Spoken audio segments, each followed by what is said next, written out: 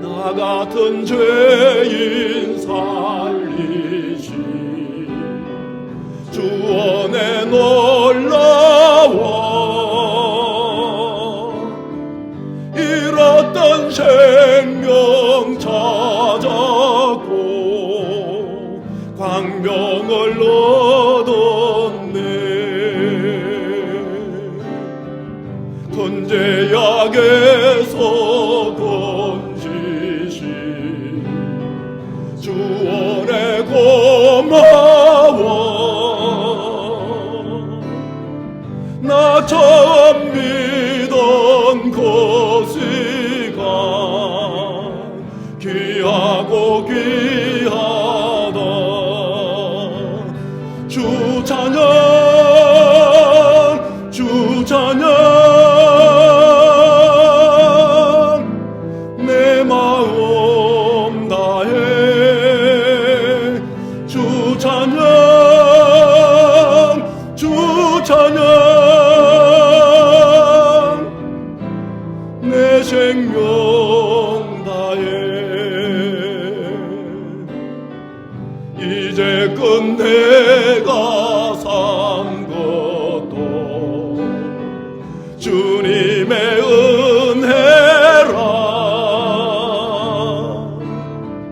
또 나를 장차 본향에 인도해 주시리.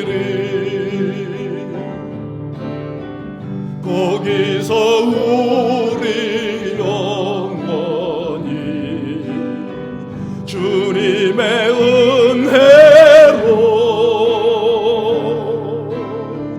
해처럼 밝게 살면서 주 찬양하리라. 주 찬양 주 찬양 내 마음 다해 주 찬양 주 찬양 내 생명 다해.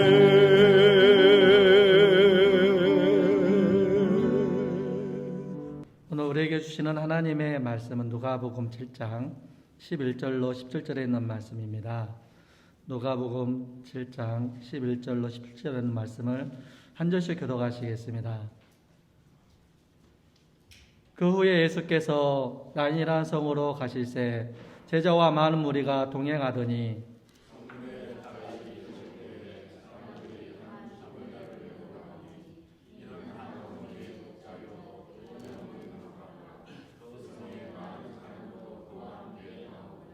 주께서 과부를 보시고 불쌍히 여기사 울지 말라 하시고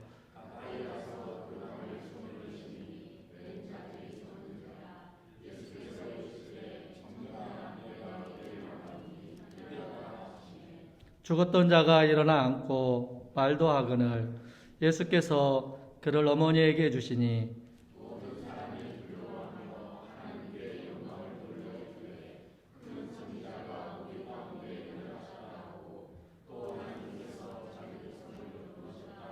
같이 읽겠습니다. 예수께 대한 이 소문이 온 유대와 사방에 도로 퍼지니라. 아멘. 할렐루야.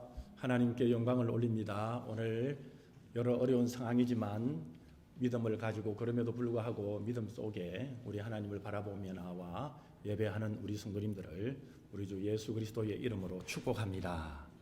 오늘 말씀 누가복음 7장 11절에서 11절에 보면 왜 우리가 예수님을 우리 주님을 뜨겁게 사랑하지 못하는 것일까에 대한 말씀, 이 말씀이 그러므로 우리가 그것을 깨닫고 우리 주님을 뜨겁게 신앙생활하는 가운데 믿음생활 할 수 있도록 그렇게 말씀을 쭉 주시고 계십니다. 이 말씀을 통해서 그 은혜를 누리고 이왕 우리가 예수님을 믿는데 뜨겁게 예수님을 사랑함으로 그렇게 신앙생활하면 좋겠습니다. 여러분 흔히 자식을 잃은 슬픔을 이야기할 때 단장이라는 표현을 씁니다. 이 말은 창자가 끊어질 듯한 아픔이라는 의미입니다. 이 단장이라는 말이 생겨난 유래는 중국의 이 진나라의 한원이 이 총나라를 정벌하기 위해서 군사들이 탄 배에 여러 척을 거느리고 중국 그 양자강에 협곡을 지날 때 부하 한 명이 새끼 원숭이를 잡아가지고 배에 실었습니다.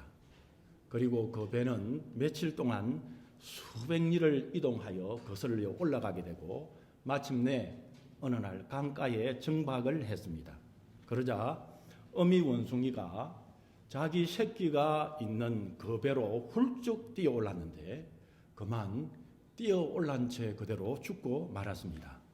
이 어미의 원숭이의 죽음이 하도 이상해서 그의 배를 갈라보았더니 그 배 안에 있는 이 어미 원숭이의 창자가 조각조각 끊어져 있었다고 합니다. 자신의 새끼를 잃은 어미는 죽을 힘을 다해서 이 군선이 이동하는 간 기슭을 따라 며칠 동안 쉬지 않고 잠도 자지 않고 달려온 것이었습니다. 그리고 마침내 배가 정박했을 때는 새끼를 잃은 슬픔과 몇 날 며칠로 달려온 기진이 소진되어서 그 새끼를 품에 안아보지도 못하고 그만 풀썩 뛰어오른 배 위에서 죽고 말았던 것입니다. 한낱 미물에 지나지도 않는 이 어미 원숭이의 모정도 그러할진데 오늘 이 본문에 보게 되면 자식의 장례를 먼저 치러야 하는 어머니의 심정은 오죽했겠습니까? 이 유대인의 장례 문화를 보면 이 당시에는 시신을 오래 보관할 수가 없었습니다. 왜냐하면 오래 두면 그곳의 중동 지역의 그 날씨 때문에 바로 부패해 버리기 때문입니다. 그래서 죽고 나면 겨우 하루를 넘긴다 안 넘긴다는 그런 시차를 가지고 바로 장례를 치렀습니다. 그러니까 오늘 장례를 치르는 이 청년은 죽은 지 오래되지 않았던 것을 알 수 있습니다. 이 항품을 넣고 송진에 담가둔 긴 세마포로 이제 이 시신을 둘둘 마른 이 상태입니다. 원래 이 유대인의 장례하는 그 길을 보게 되면 간에 이렇게 넣어서 갇혀 있게 이렇게 간 안에 넣어두는 것이 아니라 널판 위에 실려 그렇게 가는 것입니다. 한마디로 세마포만 둘둘 마른 상태에서 이제 사람들이 다 시신을 볼 수 있는 그런 장례를 지금 치르고 있는 것입니다. 장례 행렬은 보통 귀가하는 마을이나 성 밖으로 나가 동굴 무덤에 그렇게 시신을 안치시킵니다. 이 본문에 보게 되면 시간상으로 예수님은 오늘 본문에 나인성 안으로 들어가시고 그리고 이 장례, 이 시신은 나인성 밖으로 나가려는 찰나였습니다. 시신 옆에는 죽은 아들의 어머니가 따라오고 있었습니다. 본문 12절에 보게 되면 이는 한 어머니의 독자요 그의 어머니는 가부라. 이 말씀에 대해서 성경 주석가인 바클레이 박사님은 다음과 같이 말했습니다. 이는 한 어머니요 독자요 그의 어머니는 가부라는 꾸밈이 없는 간단한 이 문장 속에는 영원히 사라지지 않는 세상의 슬픔이 나타나 있다. 이렇게 말했습니다. 남편을 잃은 여인이 하나밖에 없는 독자인 아들까지 잃어버린 것입니다. 원래 가부라는 뜻은 히브리 원어를 보게 되면 버림받았다라는 뜻입니다. 그리고 자식이 없다는 것은 그 당시에는 경제적인 어려움의 순환이 다가오는 것입니다. 예수님 당시의 가부는 우리가 성경의 사사기를 보게 되면 룻과 나오미처럼 국을 하며 살아가야 되는 입장이 되는 것입니다. 이 구약의 이 아모스나 이 예레미야 선지자를 보게 되면 이런 상황에 대해서 통곡하며 굵은 베옷을 허리에 두르고 잿더미 속에 뒹굴며 통곡하고 슬피 울부짖어라 이렇게 표현을 했습니다. 이 말씀은 홀로 남은 자로서의 그 슬픔과 비참함이 어떠한가를 말하고 있는 것입니다. 아직 일어나지 않았지만은 우리들 중에 남편이나 아내를 잃는다면 그리고 자식을 잃는다면 얼마나 마음의 고통이 있을지 생각하게 되는 것입니다. 벌벌 떨리지 않습니까, 여러분? 이런 고통을 이미 겪은 우리의 이웃도 우리 주위에 있을 것입니다. 여러분, 죽음은 인간을 철저히 무능력하게 만들어버립니다. 우리 인생은 죽음 앞에 할 수 있는 것은 아무것도 없는 것입니다. 누가 과연 이 사망을 이길 힘이 있겠습니까? 죽음이 우리 주위 사람을 부른다면 우리가 할 수 있는 것은 벌벌 떨면서 통곡할 뿐인 것입니다. 그런데 여러분, 성경은 죽음의 원인이 죄라고 말씀하고 있습니다. 로마서 6장 23절에 보면 죄의 싹슨, 죄의 결과는 사망이라고 말씀합니다. 이 말씀에 대해 성경학자 라일은 우리가 이 위대한 진리를 망각해서는 안 된다. 우리가 살고 있는 주변 세상에는 슬픔으로 가득 차 있다. 질병, 고통, 약함, 가난, 수고, 그리고 어려움이 토착에 쌓여 있다. 또 세상 이쪽 끝에서 저쪽 끝까지 살펴볼 때 모든 인간의 가정사를 보게 되면 항상 애통과 슬픔 그리고 통곡과 비애로 가득 차 있다는 사실이다. 성경학자 라일은 이렇게 지적했습니다. 여러분, 그러면 이런 것들이 과연 어디로부터 오는 것일까요? 어디에서 이것들이 만들어진 것일까요? 그것은 바로 죄 때문이라고 말씀합니다. 만약에 이 땅에 죄가 들어오지 않았더라면 눈물도 없을 터이고 고통도 없을 터이고 다툼이나 질병이나 사망이나 오늘 또 이 본문에 나오는 장례식 같은 것들이 존재하지 않았을 것입니다. 성경에 보면 아담이 범죄하고 난 후에 죄를 짓고 난 후에 너는 흙이니 흙으로 돌아갈지니라. 이 선포는 죽음 이후에 모든 인류가 가지게 될 운명을 말씀하고 있는 것입니다. 히브리서 9장 27절에 보게 되면 한 번 죽는 것은 사람에게 정해진 것이요 그 후에는 반드시 심판이 있으리라 말씀했습니다. 제가 인간으로 하여금 죽음을 피할 수 없는 무능력한 존재로 만든 것입니다. 그리고 그 죽음 이후에는 영원한 심판이 존재하는 것입니다. 오늘 본문의 가부는 말할 수 없는 슬픔에 빠져 있습니다. 남편을 먼저 잃었습니다. 그리고는 희망을 가졌던 마지막의 촛불이었던 그 희망인 아들마저 잃어버렸습니다.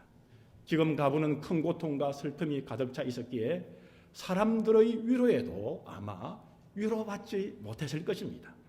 유대인의 장례 문화를 보게 되면 피리와 징을 치면서 전문적으로 곡을 하는 사람들이 있었습니다. 곡을 하는 사람들이 우는 소리를 내주면은 가족을 잃은 사람들이 그 사람을 따라서 마음껏 울 수 있게 했습니다.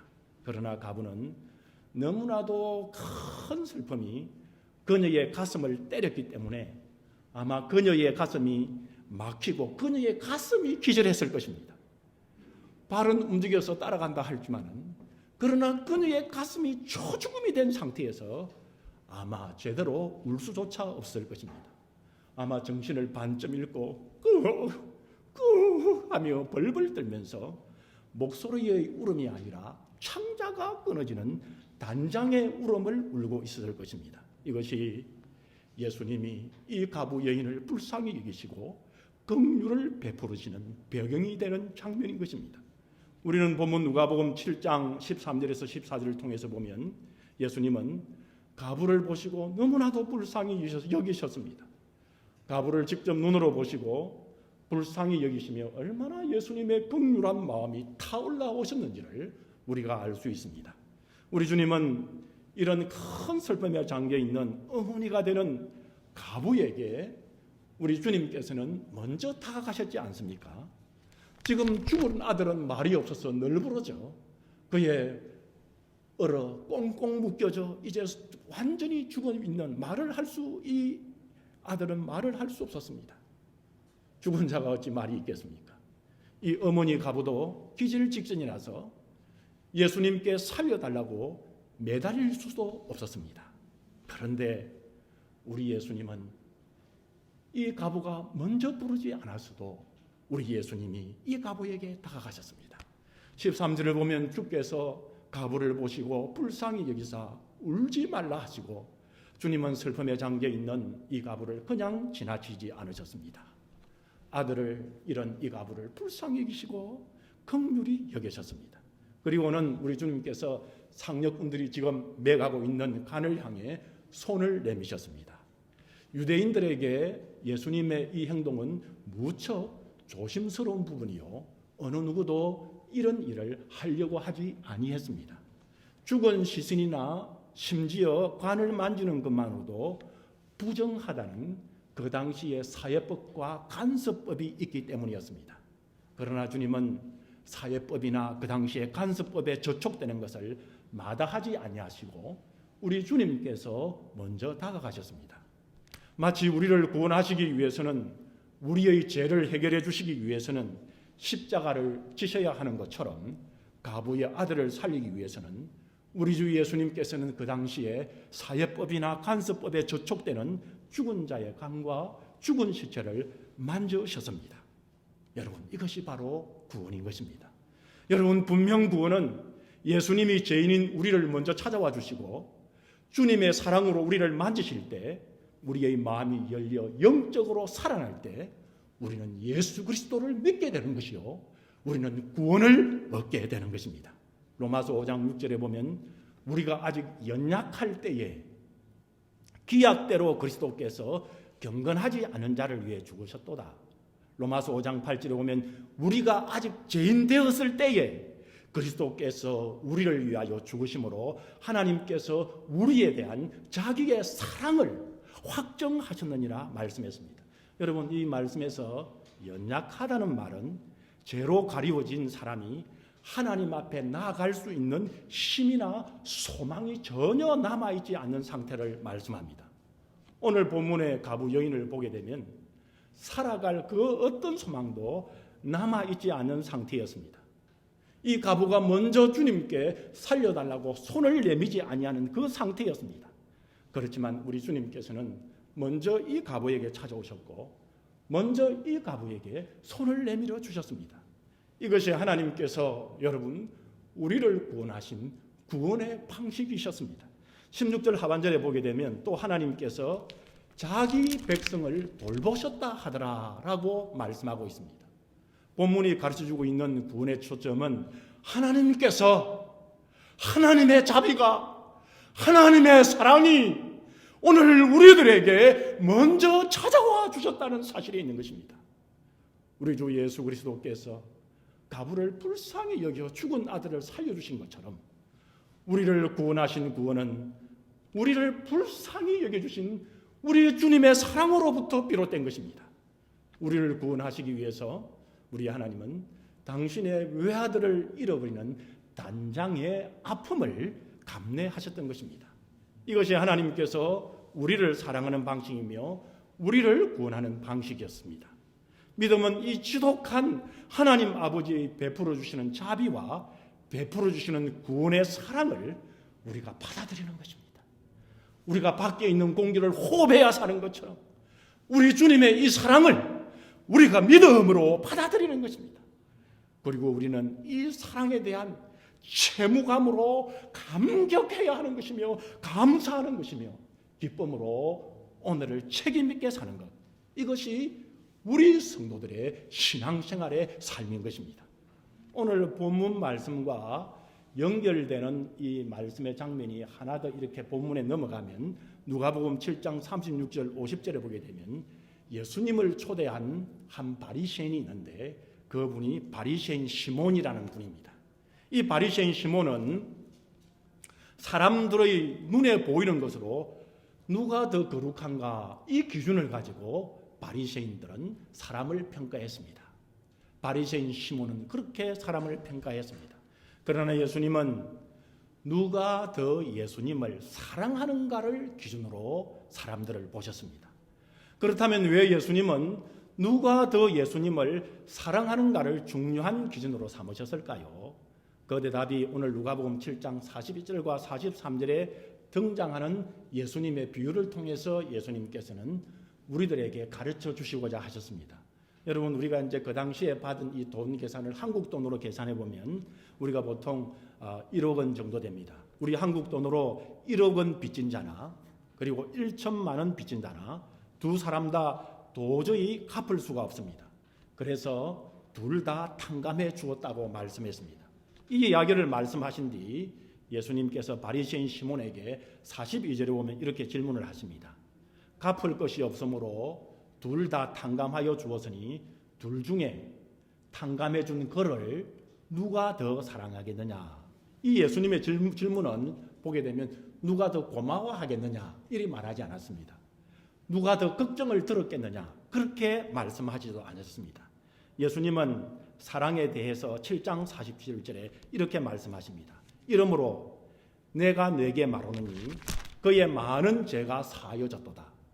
이는 그의 사랑함이 많음이라 사함을 받은 일이 적은 자는 적게 사랑하느니라. 이렇게 말씀했습니다. 47절 마지막 절에 보게 되면 사함 받은 일이 적은 자, 죄 용서를 적게 받았다고 생각하는 그런 사람, 죄의 용서의 은혜를 적게 누리는 사람은 그 결과가 뭐냐 그러면 우리 주님을 적게 사랑한다. 이렇게 말씀했습니다. 이 말씀을 쉽게 보면 누군가 예수님을 믿는 그리스도인이라 하면서 교회 나오면서 예수님을 적게 사랑한다면 그는 우리 주 예수님께서 베풀어 주신 죄 용서의 은혜를 적게 누리고 있다는 사실입니다.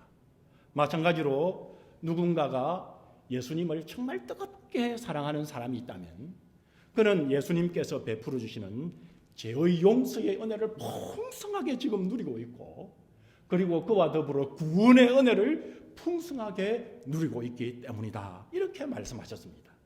그렇다면 오늘 본문에 등장하는 바리새인인 이 시몬은 왜 예수님을 적당히 그냥 우리 예수님을 그저 한 끼 식사 대접하는 정도로 적당히 사랑했을까요? 왜 바리새인 시몬은 자신의 집에 들어온 그 여인과 같이 예수님을 뜨겁게 사랑하지 못했던 것일까요? 그 이유는 단순합니다. 우리 주 예수 그리스도께서 주시는 죄 용서의 풍성한 은혜와 구원의 은혜를 누리지 못했기 때문인 것입니다. 겉으로는 거룩하게 구별된 사람처럼 보이지만 실상은 죄로 인하여 영원히 사망할 사람이었지만 그의 마음에는 하나님께서 베풀어 주신 죄 용서함의 구원의 은혜를 풍성하게 누리지 못했기 때문이었습니다. 반면에 죄를 지은 한 여자는 누가 봐도 죄인입니다. 자신도 죄인임을 알았습니다. 그런데 이 여인은 주님을 뜨겁게 사랑합니다. 그녀가 가장 귀한 것을 가지고 최고의 정성으로 가장 귀한 자세로 주님을 사랑하는 마음으로 예수님의 발을 씻기셨습니다. 그 당시에는 중동 지역에 발을 씻긴다는 것은 최고의 섬김을 의미하는 종이 해야 되는 그런 일이었습니다. 여러분 왜 그랬을까요? 그 여인의 마음에는 자신의 죄를 용서해 주시는 예수 그리스도의 놀라운 은혜가 충만하기 때문입니다.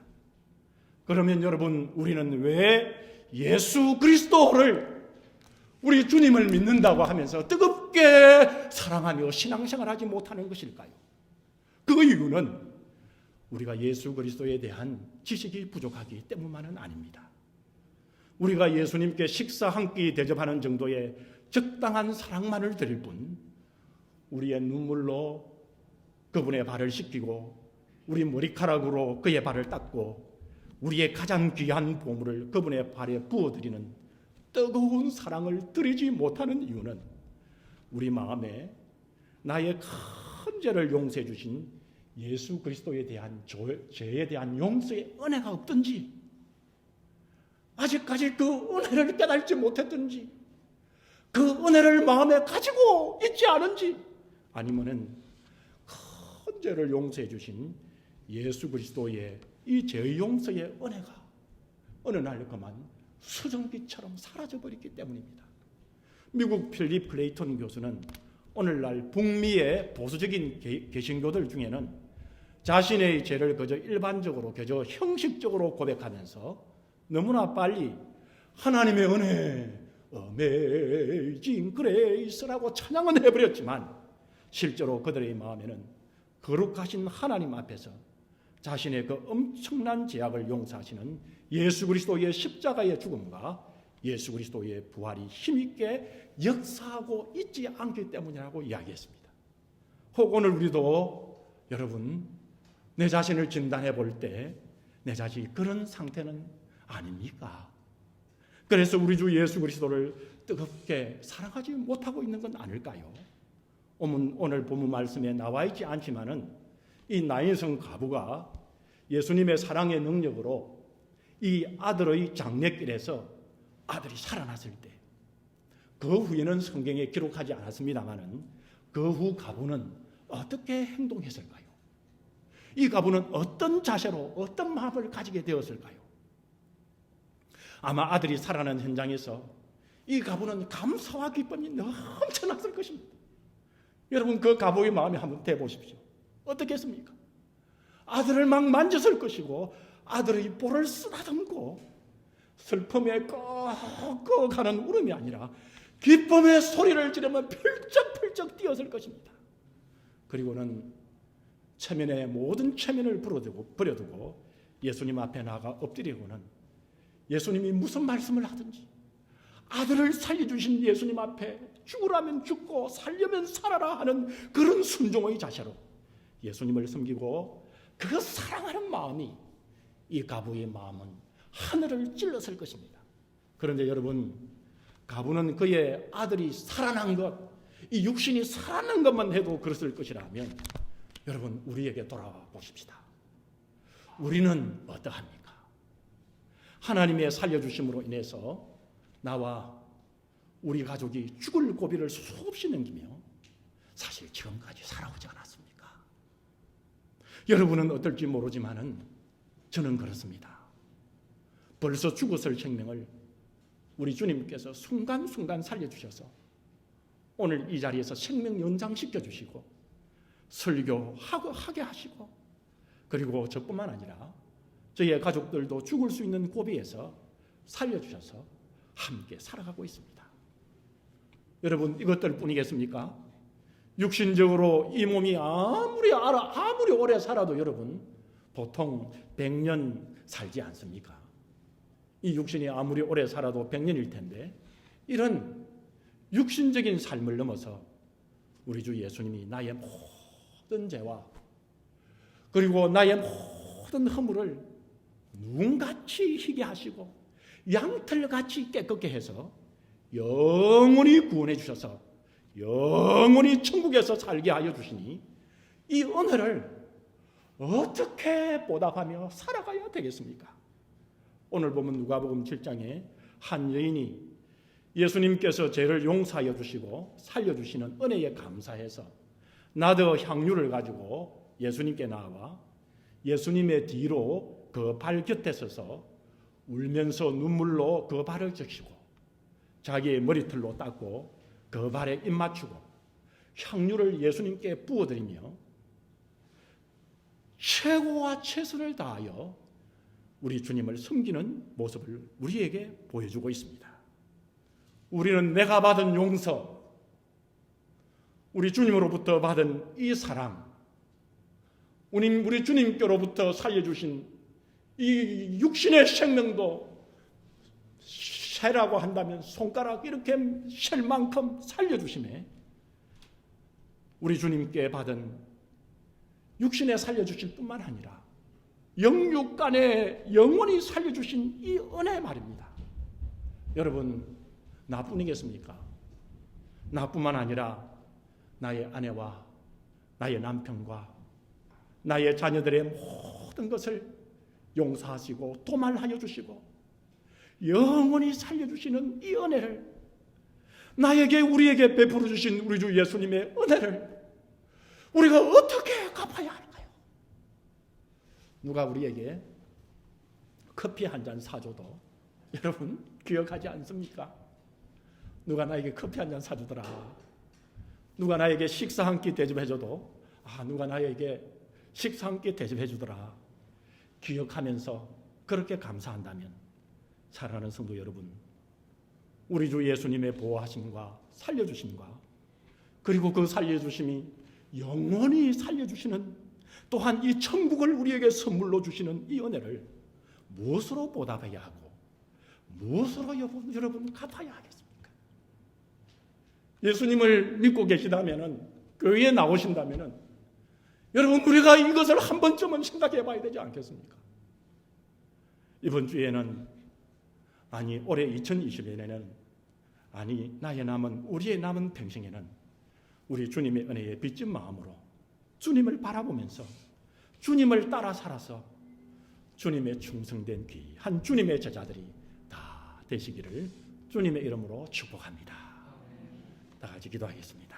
주님 고맙고 감사합니다. 주님, 참 말이 있지만은, 사람의 말이 있지만 이 말로 주님의 은혜를 감사한다고 하면 주님 오히려 모자라고 무식하게 되는 것인데, 그래도 감사한다고 말할 수밖에 없사오니 주님의 은혜의 감격을 우리가 표현을 한다면 이 표현이 무식한 것이 될 수밖에 없는데, 모자라는 것밖에 될 수 없는데, 그럼에도 불구하고 이 은혜에 감사한다고 말합니다. 주님, 이 은혜와 이 감사에 감격하며 남은 평생을 충성되게 주님의 제자로서 주님을 따라 사는 저희들 되게 하여 주시옵소서. 주님 은혜 아니면 살아갈 수가 없고, 주님의 은혜이면 모든 것이 문제가 문제되지 않을 줄 저희들이 경험했습니다. 이 경험이 한 번, 두 번에서 끝나는 것이 아니라 나의 평생의 삶이 되게 해 주시옵소서. 주님의 은혜 안에 모든 것이 이루어지도록 주님 저희들에게 은혜의 복을 주시고, 주님 우리를 영원토록 살게 하시고, 또한 거기 천국까지 선물해 주셔서 감사합니다. 이 받은 선물, 이 은혜 감격하며 사는 우리 인생 되게 하시고, 썩내며 살게 하지 않게 하시고, 화내며 살지 않게 하시고, 분노하며 살지 않게 하시고, 주님 은혜 때문에 용서하며 함께하며, 그리고 하나님의 이름을 높이며 생명을 바쳐서 우리 주님을 위해 사는 오늘 이 시간 우리 말씀의 성도들 되게 하옵소서. 주님의 모든 백성들 되게 하옵소서. 우리 구주 예수 그리스도의 이름으로 감사하며 간절히 축복하며 기도 올립니다. 아멘.